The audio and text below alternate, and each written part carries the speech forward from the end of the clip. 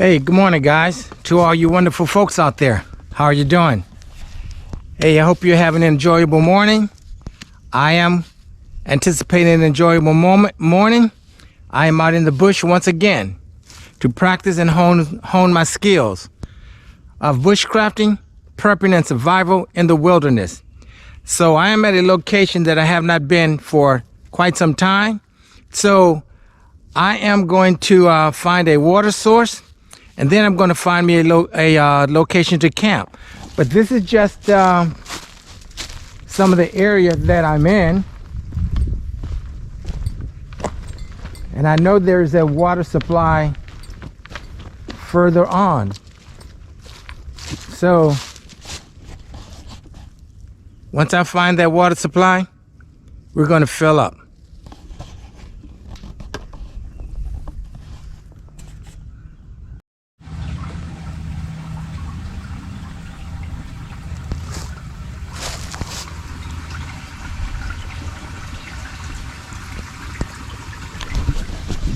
All right, guys, I've located a water supply, so let's fill up.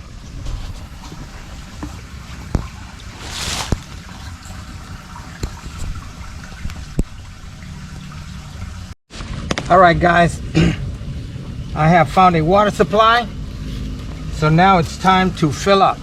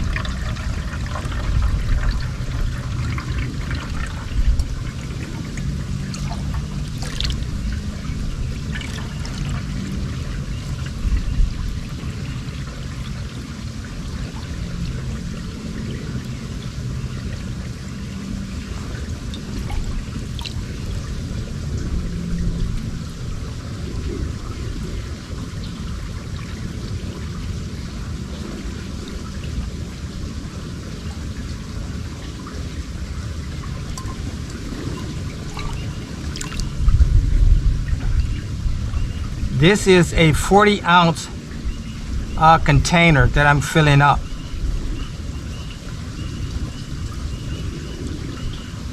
think it should be full. Yes, it is.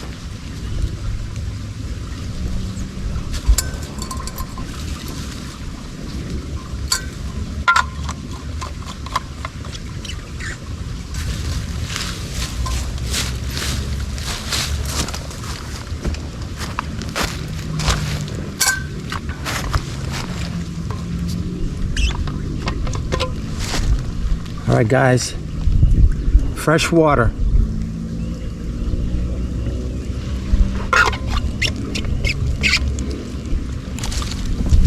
All right, guys, so I have my water. I am headed to find a campsite now. I have an idea where I'm going, so that's where I'm going to head off to.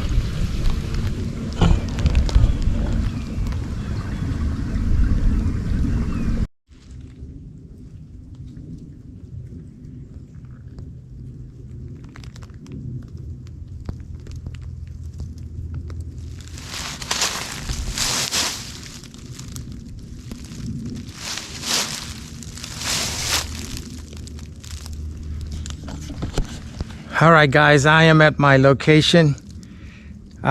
This is a pretty good location, I think, because look at all of the dead wood.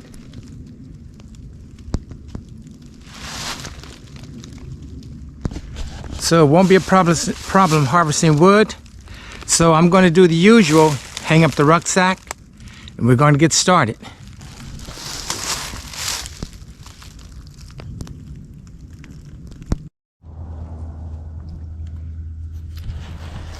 Hey guys, well, again, as we know, shelter, water, food, and fire. So I'm starting with my shelter. The rucksack is up, and I am just going to make a simple lean-to shelter out of a 6x10 tarp. And what I've done so far is stake them down in the rear.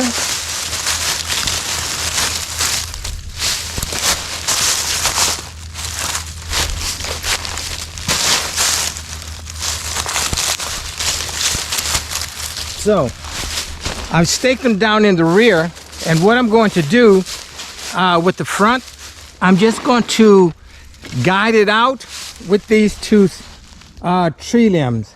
So this will be raised up, and I'm going to guide it out. So let's get started.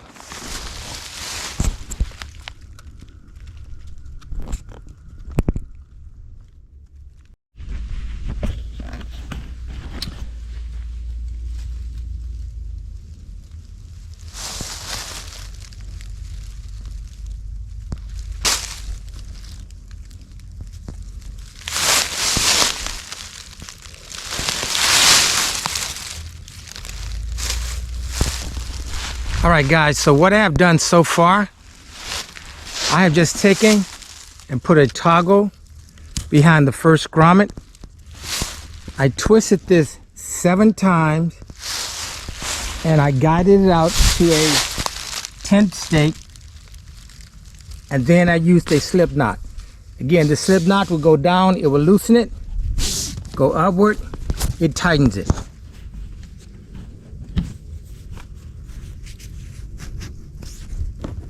So I am going to do the same thing with the other side. As you can see, I've put a toggle here.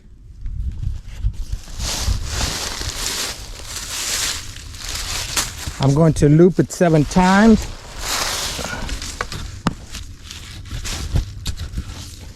I'm going to loop it 7 times on here.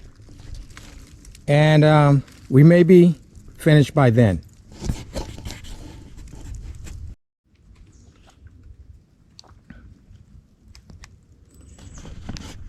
All right, guys, this is the simplest shelter to put up, the lean-to shelter. Now again, basically this is a 6x8 tarp, and again, no knots necessary here, but just wrap it 7 times. Here I use a toggle. and a slip knot. Now on the other end, I elected, because it worked better, again, here's a toggle, paracord running through the grommet, wrapped it 7 times, and this time I used a trucker's hitch knot. Now the reason I used a trucker's hitch knot is because luckily this tree is right here. Had a tree been on the other side, it would have worked perfectly. But now I do have trekking poles with me that I could have used. But again, learning and practicing the skills of bushcrafting, prepping, and survival skills.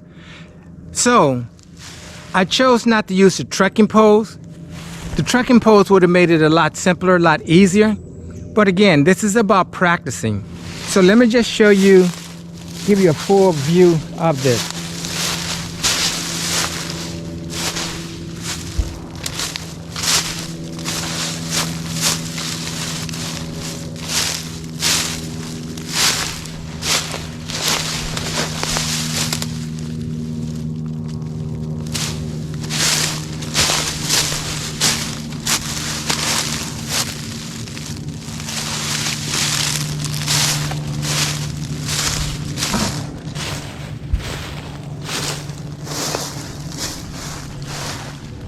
So the next thing to do is practice harvesting wood. And I'm going to be using a hatchet. I'm also going to be using a survival knife. This is a survival knife. Now, whenever you see the finger guard, that's a survival knife. That is to protect your hands. It has a saw on it as well. And this is made of German surgical steel, which is very hard. But I'm going to be using this along with a saw and a hatchet to process the wood. So again, here is the shelter for today.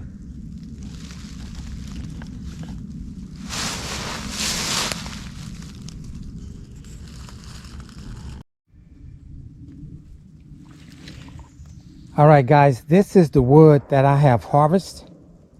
I won't need that much because I'm not here all day, but that is the wood I've harvested. That is the fire pit, and this is just a nice little sitting chair. Something I put together. It's maintained by paracord. Is just 3 pieces of wood that are 3 feet 36 inches each, and it's a nice comfortable seat. You can actually sit on it. It's very durable. I think it's better than sometimes just sitting on the ground, but it's a comfortable seat. It's going to come in handy. But I'm going to go ahead and process this wood, get us a fire going. But again, guys, it's just practice. This is just something, nothing that's specific I wanted to do. Well, I did want to, and so I just made a lean-to shelter, and I just used some wood as opposed to the tracking poles.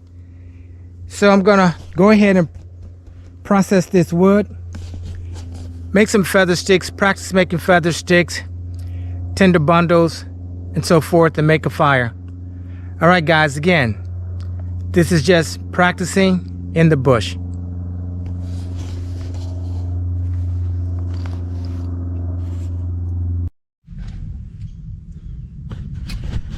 Hey guys, I am just processing up some wood. This is just the beginning, and I'm using a Scandinavian grind Teresa bushcraft knife, a survival knife, and a hatchet. So I'm going to put you in focus to split a very piece of hardwood, and I think from there I'm just going to start making feather sticks. So stay tuned.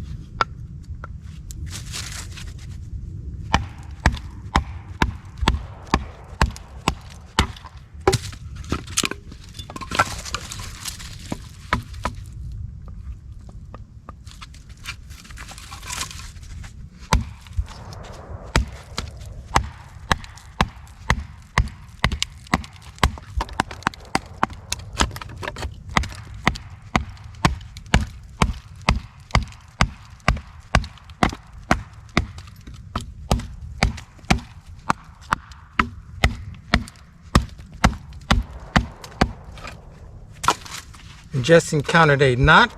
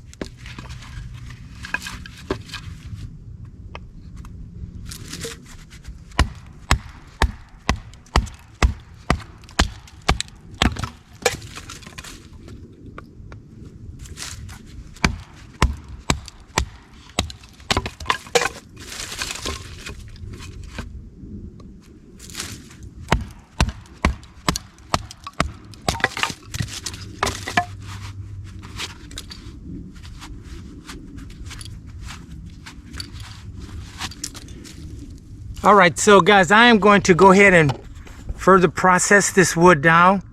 I'm going to process it into feather sticks. So let me get situated, and we're going to make some feather sticks, and we're going to go from there. But again, a survival knife. I could have used a hatchet on this, but again, haven't used it in a while, so just wanted to use it. But again, I'm going to put this wood together, and we're going to start making feather sticks. Okay guys, it is time to make that very, very important fire. And again, with fire we need combustion, tinder, kindling, fuel, and oxygen. So I'm going to make some tinder, and I'm going to make feather sticks. We know how important that is, so let me put you in focus and let's get started.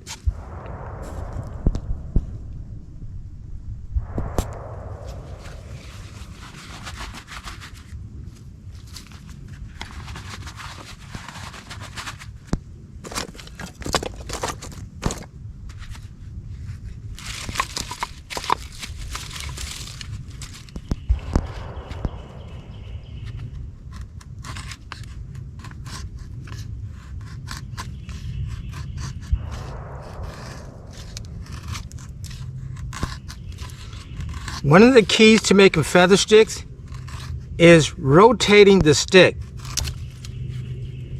As this one just broke, but as you can see, just by rotating the stick.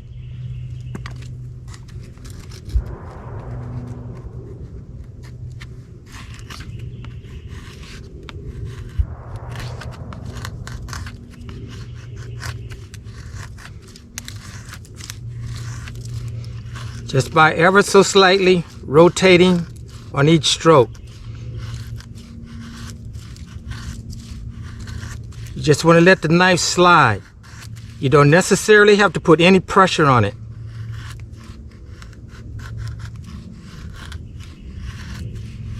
Constantly rotating each cut.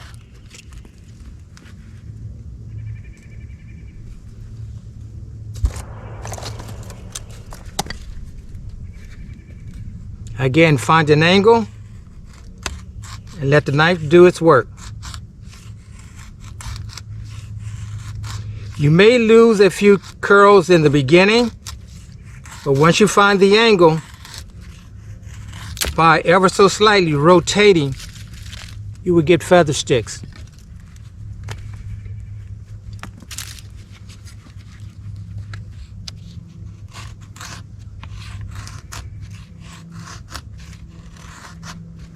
Just letting the angle slide.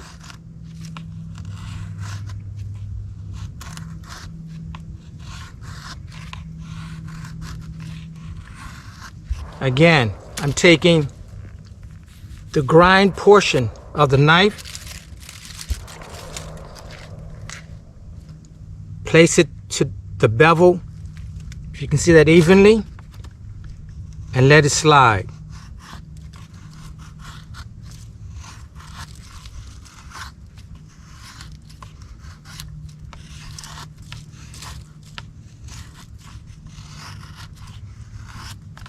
And again, rotating your wood.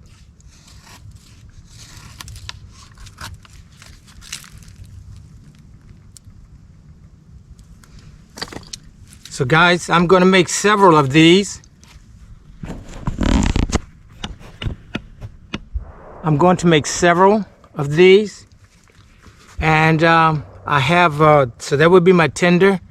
I'm going to use some type of kindling, I'm not sure, but I have fuel, and of course combustion and oxygen/air.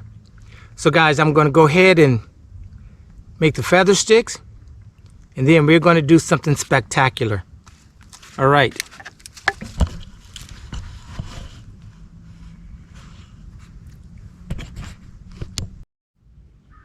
All right guys, let's take a look at the fire lay. If you notice at the bottom, all of the wood is butted together. And this is because I had to split the wood because it is wet. So if you notice here, I have kindling and fat wood, more kindling here, kindling and fuel, and more fuel. So we're going to get this started. But again, let's talk about the importance of fire. In the bush, in a survival situation, it is imperative that you are fully knowledgeable of making a sustainable fire. That fire is going to bring comfort, it's going to bring warmth, it's going to bring security, daytime or night. Fires is one of the most important things, along with the shelter, food, and water. So practicing your fire skills is imperative, and I encourage anyone that is interested in bushcrafting, come to the bush and practice making fires. Now, what you don't see a lot in videos is the time that is put into making these fires. Harvesting the wood, processing the wood, dealing with wet wood. There is a lot that goes into it, and it is greatly advisable to have all of these elements before you use your combustion.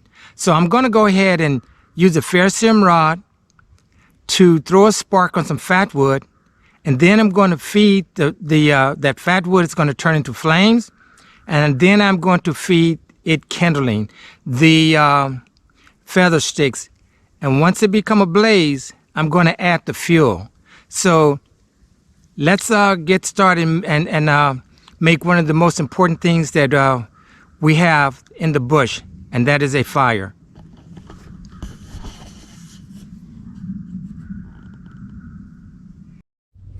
Hey guys, this is the fire that has been started, which part of a video I missed, but I wanted to let you know this fire started on the first strike because I used fat wood and I carefully built this fire. So there are feather sticks that are in there, and there is a lot of kindling that is in there. So the next thing to do is now boil the water, because again, guys, a fire is so important in the bush. When you trek in about a mile from your vehicle, mile and a half away from your vehicle, and you source water, you harvest wood, you process the wood, you're going to burn calories. So the next thing for me to do now is boil the source water.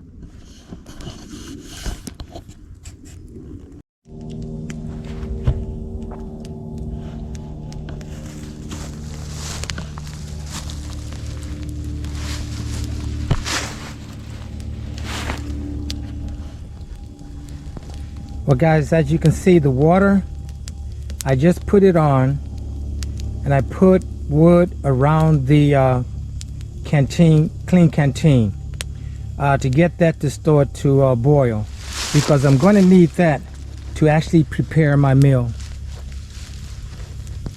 But here again, here's one of the reasons of actually knowing and practicing firecraft.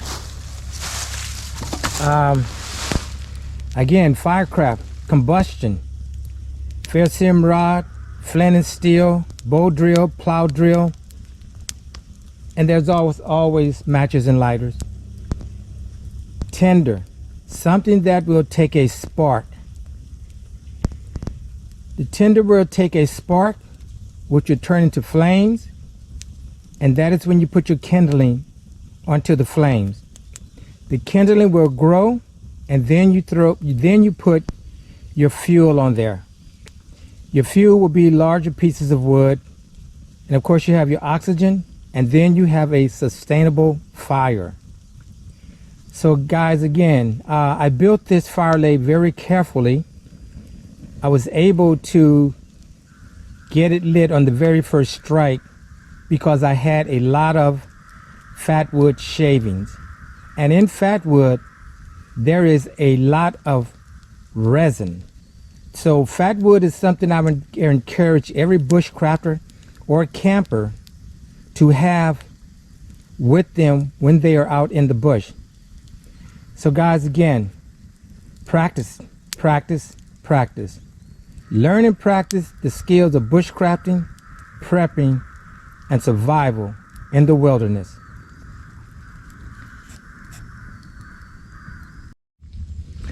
Guys, as you can see, the water is now at a rolling boil. And theory is, let it boil on a rolling boil for 3 minutes. But my practice is 10 minutes. So this just started to boil 1 minute ago. Just as an added measure, I'm going to let it boil 10 more minutes. But if you notice, also it's boiling over somewhat over the lid, and that is good because you want to rid the germs around the lid as well. But once this comes to a rolling boil, this water is going to be purified, 99.99% purified. It has been filtered, and now it is being purified. So guys, again, this is one of the skills that is necessary while in the bush. Water sourcing. There are many ways to purify your water. There are many ways to filter your water. But I just basically use a bandana and fire. And that works well for me. So, again, guys, this is just something I suggest you just go out in the bush and just practice. It's nothing like it. If you're really serious about bushcrafting, just go out in Mother Nature and have some fun. Get away from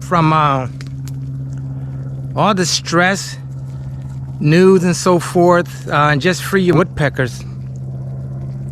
Now you hear a helicopter, but you know, you get to see guys coming through here riding their horses and things like that, and I'm somewhat on top of a hill, so it's pretty cool. But yeah, this is it's really fun, guys. So I'm gonna let this get to a boil, and then I'm gonna prepare me a meal.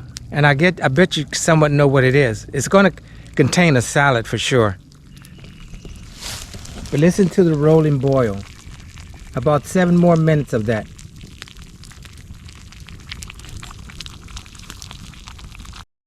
Hey guys, I'm sure this water has boiled more than 10 minutes, so I'm going to take it out. And be very careful in handling it.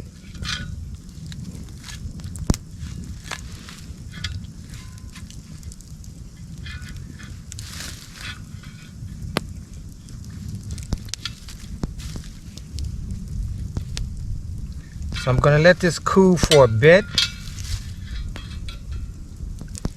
And let me put you in focus here.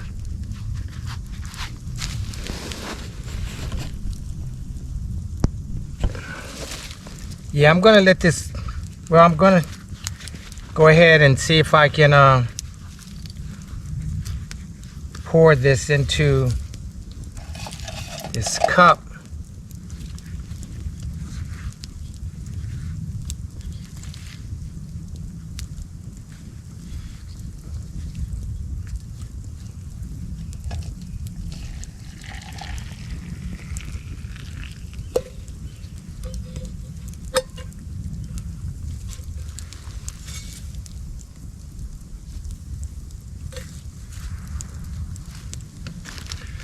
Now I'm going to put it back on the fire.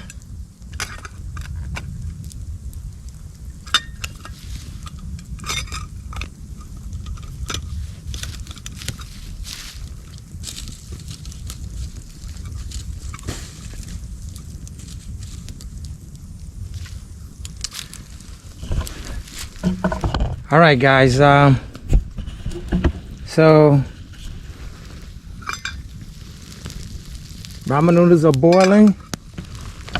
This is the remaining water that I will use. So I'm going to start preparing the other dish. And you'll see what that is very shortly.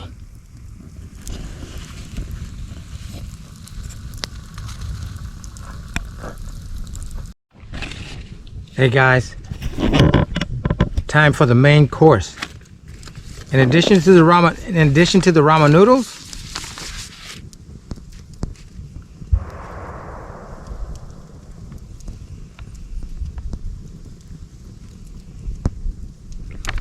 it doesn't get any better.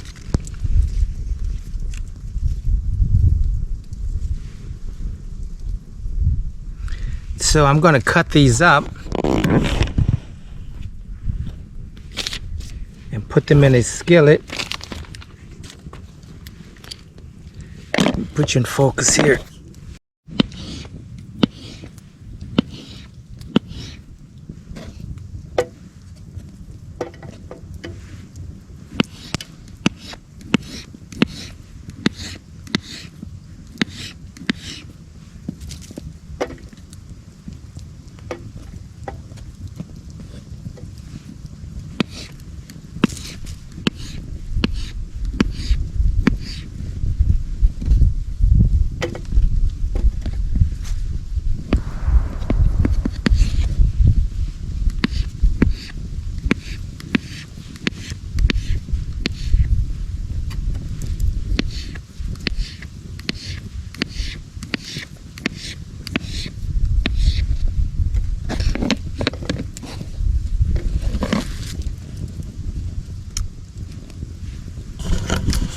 All right, and onto the fire they go after some oil.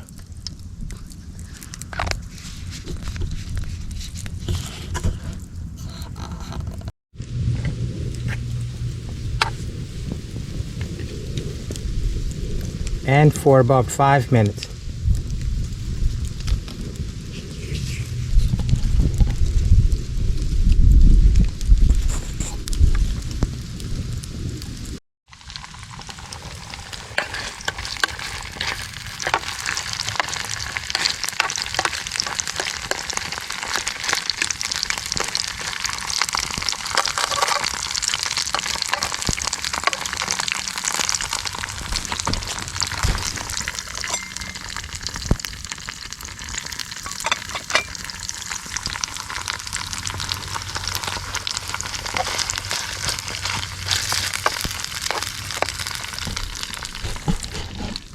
All right, guys. Wow, the smoke is really bothering me because I just put another piece of wood on, but I guess it's somewhat wet. But I'm going to have a much-needed meal. Really hungry. All right, guys. I'm going to see you at meal time.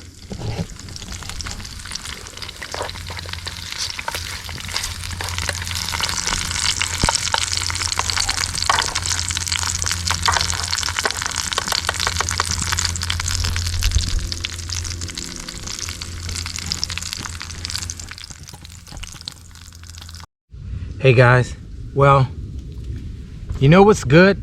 After a lot of harvesting wood and smoke in your eyes and so forth, harvesting wood, sourcing water, processing wood, you know what's good? Anything, because you're gonna burn those calories.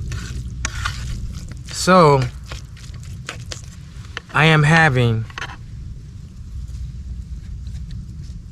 ramen noodles with some plant-based food. And so far, it's looking good. And it's tasting good. Along with trusty salad. Lettuce, tomatoes, cabbage, cucumbers, onions, garlic. And that's about it this time. But yeah, I may have overdone it with the peppers, but that's fine. But one thing is that the water is still warm so I really can't drink it, but there's a creek right there that by the time I'm finished eating, I will put the top on that and go sit it in the creek to cool off. But I'm gonna make tea. But anyway,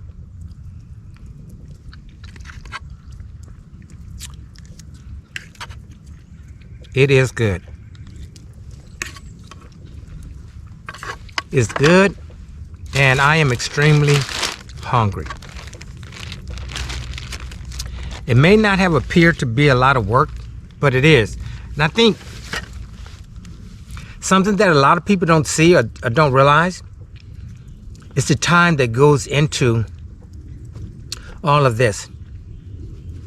Walking in from your vehicle with a 45, 50-pound rucksack, going to source water, stooping down, getting the water, bring it back to the campsite, harvest the wood, process the wood, which consists of splitting the wood, sawing the wood, making feather sticks, building a fire lay, building your shelter, pushing in the tent stakes, trying different knots, trying to make it as primitive as possible with the equipment that you have.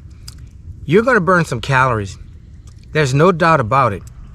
And so you're going to... It's a woodpecker up there. I don't know if you guys hear him or her, but these things, they take a lot of time. I mean, a whole day out here, it's fun. It's fun. The one downside of being out here just for one day is that every minute counts. You're not rushing, but you cannot allow time to elapse, because if you're not planning on staying overnight, you really want to be out of here by dark if at all possible. But this is just part of bushcrafting. And bushcrafting is more than theory. You got to get out and practice. Practicality. You got to get out and practice. There's no other way. I see a lot of good YouTubers. And when I see them, they're in the bush, which it just motivates me to even do more. So, again, I try to get out as much as I can. Try to learn as much as I can. This time I intentionally came in further because there is a water source. And the good thing about it, I had to walk more. Now, walking out of here is going to be it won't be a challenge, because the bottom line is that you have to walk out and have to go up this steep hill. But nevertheless, maybe my 40, 45, maybe 50-pound rucksack would drop maybe 5 pounds. I don't know, due to the lack of water and lack of food. But anyway, guys, food really tastes good after you've done a lot of work. So on that note, I'm going to divulge the rest of this food, and I'm going to see you afterwards. Hey guys, well, here is one way of pre-washing your dishes.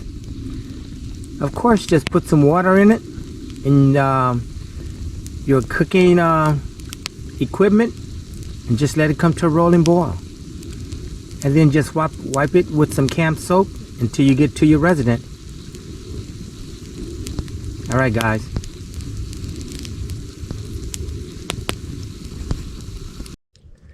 Hey, what's going on, guys?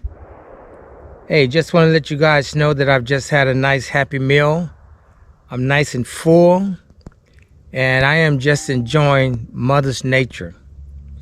As you can see, the fire is dying out, but instead of tea, I'm just sipping on the remainder of my water. We know how important water is to our body. And I am quite thirsty right now. I had to wait for the water to cool down after my meal that was peppered with a lot of pepper. But all in all, guys, I just want to say that if you're a bushcrafter, the only place to be is in the bush, listening to the woodpeckers, the turkeys, that I'm hoping they are around when I'm here for turkey season. I think this is a great location for them. But again, scouting out the area. One thing I'm going to say about this area that I've been here before to fish, and something I just remembered, there is absolutely no cell phone service. So if you are here in an emergency and you are dependent upon your cell phone, you're out of luck. So here again is where the ham radios, portable ham radios, would come in very handy in an area where you would not get cell phone service for another 2 miles. But that's fine, you know. Again, I came here to practice. I've had an enjoyable day practicing, you know, building the fire.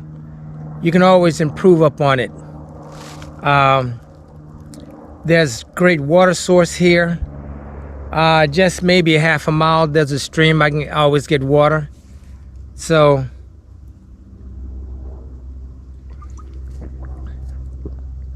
I don't have to conserve water because there's a stream right next to me.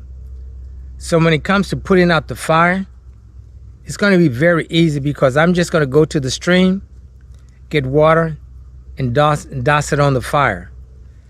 But again, learning how to use your tools, your knife, your hatchet, your saw. What did I learn today with concerning the saw? I use a Baco Laplander. Very good saw, 7.5 inches blade, 7 teeth per inch. Cut logs that were maybe, I guess, 4 or 5 inches, and it worked well. But I think when I look at the logs that are that large and I want to cut them, I'm going to need my 18-inch saw. So that's something that I learned about this area. I just had not thought about it before.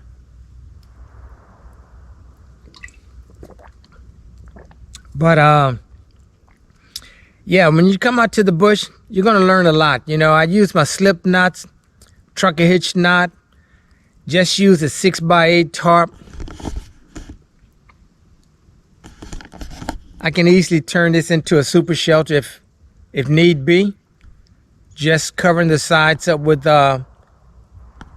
some plastic paint cloth and so forth, and I would have a super shelter. But I mean, guys, this is just wonderful being out in the bush all alone by yourself, enjoying nature, you know. Again, I've said it before many times, you can't buy this at the store.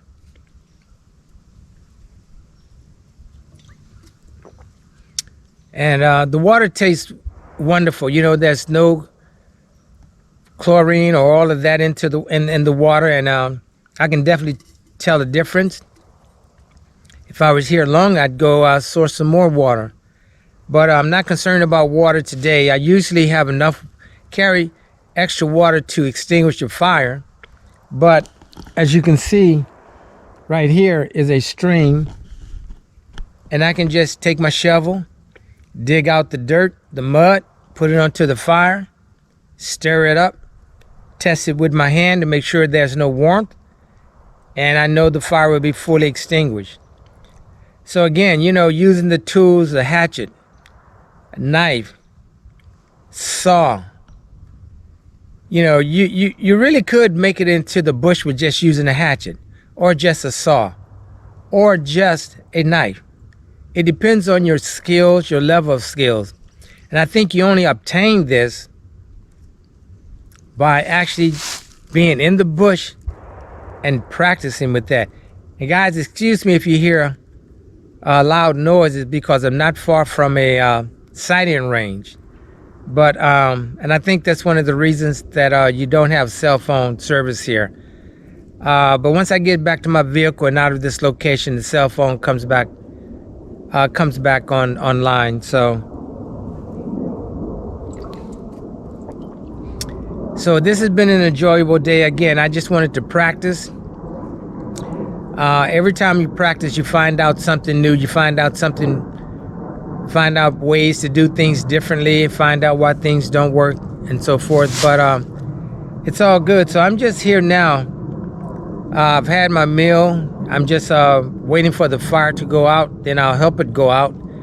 I'll pack up and get my practice in of my long trek back to my vehicle uphill. And I don't think minus the water and the food is going to make that much of a difference, maybe 5 pounds, but it's great exercise. And you need this for your legs, you know. You need this for the conformity of your back, putting your rucksack on your back. The rucksack that I'm using is an Alice pack. This is the second time I've used it. It fits me well. It's not as large as my Kelty 105 or my Molly rucksack 2. I think this one maybe about 65 liters. I'm not sure, but it is sufficient. It does what I need. I mean, with the equipment that I have here, if need be, if I needed to stay all night, I'm fine with that, you know, with the equipment that I have. But this is a glorious location.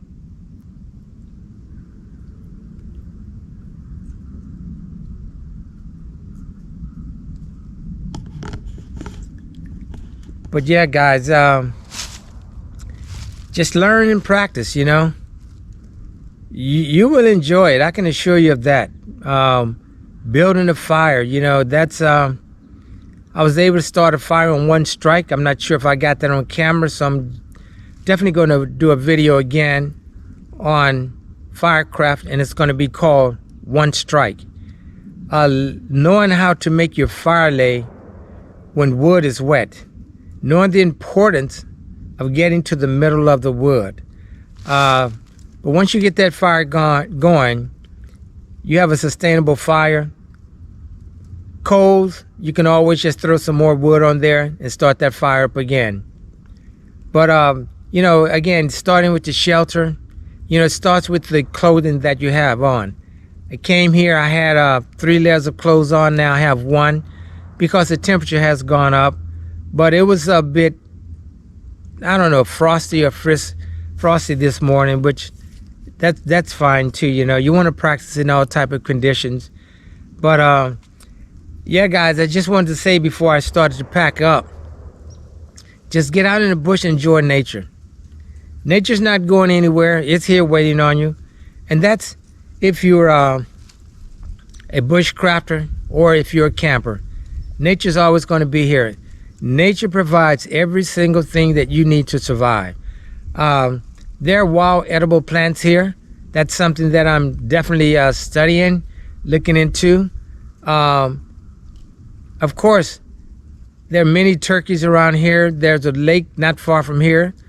There's fishing, there's turkey. Many deer around in this area, except it's not deer season now, so that's over with. But if there was a situation that you had to come to this particular location, I can assure you, if your skills are up to par, you're going to survive for how many days that is necessary. You can survive in the bush. So, yeah, guys, I just want to let you know, just give you a wrap up about that. But I'm going to sit here and enjoy the remainder of this fire that is almost out. And then I'm going to go over to the stream, get more water, ensure that it's out. So, guys, I'm going to see you before I leave. And I can say this is the first time I can enjoy all my water. I don't have to worry about conserving any water. Again, there's plenty of water around me. I can douse the fire, and I'm fine. So, guys, I'm going to see you in a few minutes. Nothing like the fresh water.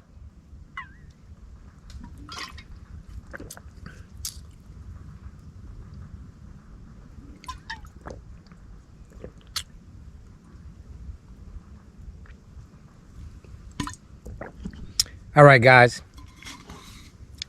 See you shortly.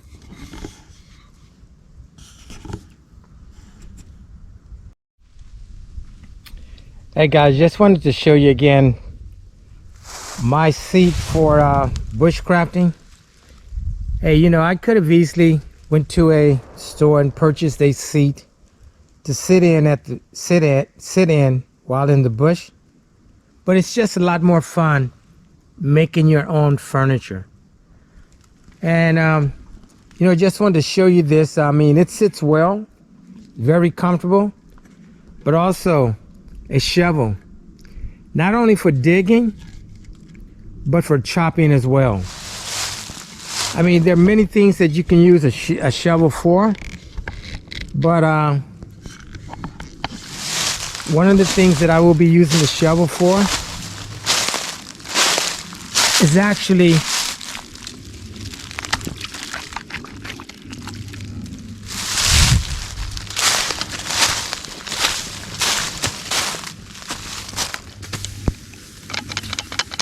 dousing the fire.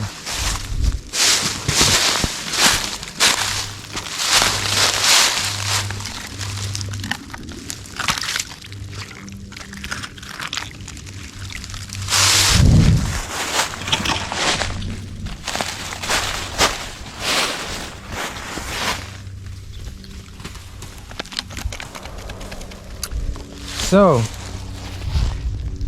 that's going to be a task, but just something else to do in the bush. All right, guys, I'm going to see you guys once I put this fire out.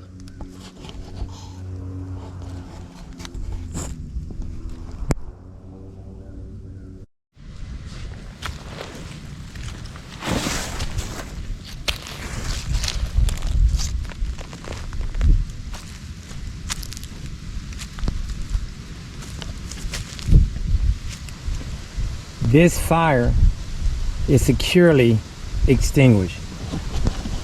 Hey guys, private or public land, you want to make sure your fires are fully extinguished. We want to continue to enjoy all the privileges that we have in our jurisdictions. So make sure your fires are fully extinguished.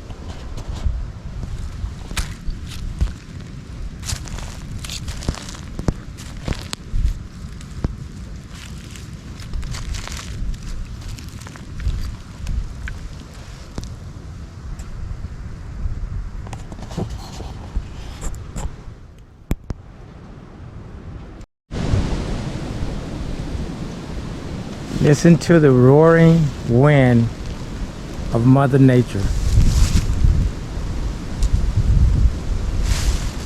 It's great. You don't control the volume. You don't control the commercials. This is just Mother Nature.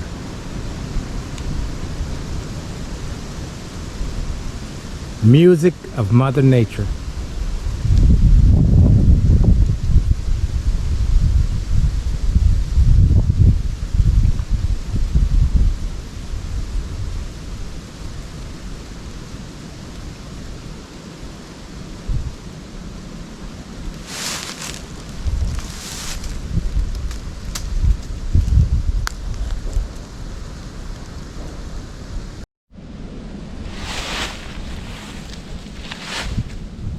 All right, YouTubers, I am headed out. It's been an enjoyable day. Enjoyed practicing the skills of bushcrafting.